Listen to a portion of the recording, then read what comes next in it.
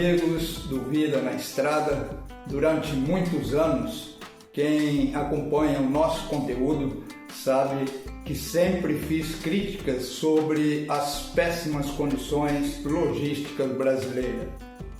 E uma das críticas mais fortes sempre foi a de um país continental, o maior produtor de commodities agropecuárias para o mundo inteiro, não poderia depender somente do transporte rodoviário. E agora, finalmente, parece que estamos vendo uma mudança importante nesse cenário. O avanço das ferrovias no Centro-Oeste, especialmente em Mato Grosso, que poderá representar uma virada estratégica para o agronegócio, para a logística e também para o transporte rodoviário. E sabemos que ferrovia não tira a importância do caminhão. Ferrovia organiza melhor o sistema de transporte de volume. E quando falamos de Mato Grosso, estamos falando de um estado que, além de ser muito grande em área, é uma potência na produção de soja, milho, algodão e carne. O problema é que, historicamente, essa produção cresceu muito mais rápido do que a estrutura logística. Desde sempre, o Brasil produziu muito, mas, na maioria das vezes, pagou caro para entregar. E é aí que entra 3 projetos ferroviários que merecem atenção. O primeiro é a Ferrogrão, projeto de aproximadamente 933 quilômetros que vinha dormindo nas gavetas da incompetência e parece que vai despertar. Esse projeto ligará a cidade de Sinop, no norte de Mato Grosso, à região de Miritituba, no Pará. É um corredor pensado para aproximar a grande produção mato-grossense dos portos do Arco Norte. Na verdade, esse projeto ficou travado por muitos anos em discussões ambientais e jurídicas. Agora, com a decisão recente do Supremo Tribunal Federal, validando a lei relacionada ao Parque Nacional do Jamachim, a Ferrogrão deverá ganhar segurança jurídica para avançar. Claro que isso não significa que a obra começará amanhã, nem que todos os debates acabarem. Ainda há uma longa fila de burocracia, como licenciamento, novos estudos, a novela de sempre, que emperra o país. Os impactos ambientais e econômicos a serem observados. Mas, ao que parece, um dos maiores entraves políticos, jurídicos, foi superado. E se sair do papel, a Ferrogrão reduzirá a pressão sobre os portos de Santos e Paranaguá, diminuirá em muito o custo logístico e criará uma nova rota de escoamento pelo norte do país. O segundo projeto é a FICO, Ferrovia de Integração do Centro-Oeste.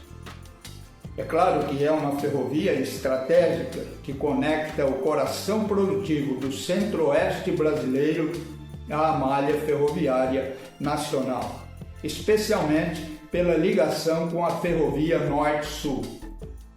Ela começa a transformar aquela antiga conversa de integração logística em obra concreta.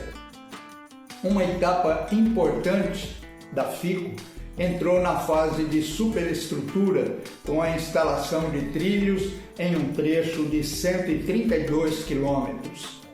Isso é relevante, porque quando uma ferrovia sai da terraplanagem e começa a receber trilhos, a imagem muda, deixa de ser promessa e começa a virar infraestrutura real.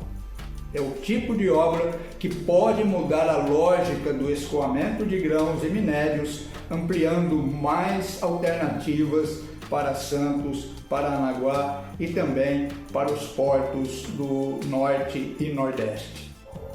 E o terceiro projeto, talvez o mais concreto neste momento, é a Ferrovia Estadual de Mato Grosso, oficialmente chamada Ferrovia Senador Vicente Buolo. Aliás, esse nome, inclusive, é uma homenagem póstuma muito justa a um grande incentivador dessa ferrovia nos anos 70 e 80 e que está sendo executada pela Rumo Logística. Essa é uma obra 100% privada, em regime de autorização, e é considerada a maior obra ferroviária em execução no Brasil.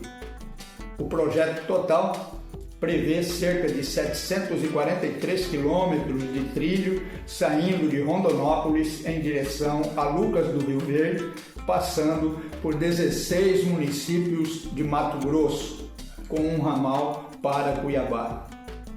E aqui está o dado que chama a atenção. As obras vêm avançando em ritmo forte. Conforme relatos, o avanço chega a 1 km por dia.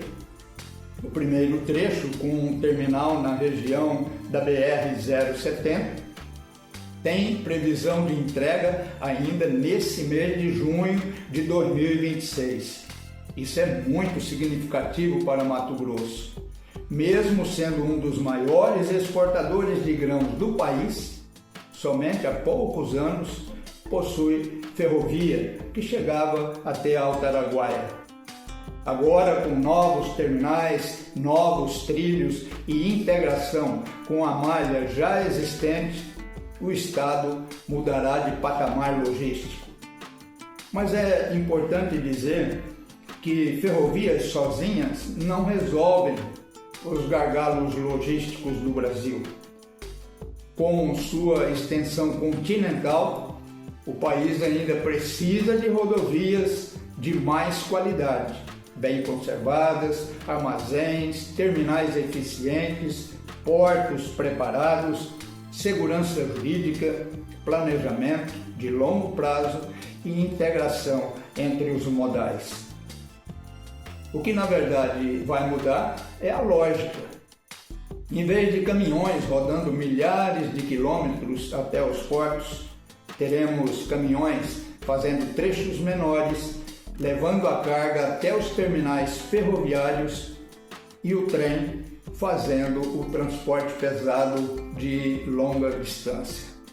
Isso, naturalmente, pode reduzir o custo, aumentar a previsibilidade, diminuir o desgaste das rodovias e melhorar a competitividade do agronegócio brasileiro no mercado externo. E aqui vale uma reflexão. Durante muito tempo, o Brasil cresceu muito bem da porteira para dentro. O produtor investiu em tecnologia, sementes, maquinários, gestão, produtividade, mas da porteira para fora, a logística sempre foi o grande comprometedor gargalo. Agora, se realmente a política da insensatez não atrapalhar mais e essas ferrovias realmente avançarem, podemos começar a corrigir parte desse atraso histórico. Hoje, vendo esse novo movimento ferroviário em Mato Grosso, especialmente, com obras concretas e trilhos avançando, é preciso reconhecer. Talvez o Brasil agora, com mais de 2 séculos de nação independente, esteja começando a corrigir parte de um atraso histórico. E essa reflexão fica ainda mais próxima para mim, porque hoje vivo em Rubinéia, no extremo noroeste de São Paulo, uma cidade localizada em uma região onde convivem os 3 modais mais importantes da logística brasileira: a rodovia, a ferrovia e a hidrovia. Rubinéia está inserida em um dos mais expressivos entroncamentos logísticos do país. E isso mostra na prática aquilo que sempre defendi no Vida na Estrada. O Brasil não precisa escolher entre caminhão, trem ou hidrovia. O Brasil precisa integrar todos eles. Quando eu criei o Vida na Estrada, há quase 30 anos, ainda na televisão em Mato Grosso, a proposta nunca foi olhar apenas para o caminhão ou apenas para a rodovia. Naturalmente, naquele momento, o modal rodoviário tinha maior presença no programa, até porque era e continua sendo o principal responsável por grande parte do transporte brasileiro. Mas a visão sempre foi mais ampla. Falar de transporte, falar de logística eram pautas constantes. A rodovia, ferrovia, hidrovia, armazenagem, porto, escoamento e integração entre os modais. E justamente por isso, durante todos esses anos, critiquei a má qualidade, a dependência excessiva do Brasil em relação às rodovias, enquanto ferrovias e hidrovias avançam muito pouco diante da grandeza da nossa produção. Eu sou Adri Jacó e esse é o Vida na Estrada. Põe marcha, Brasil!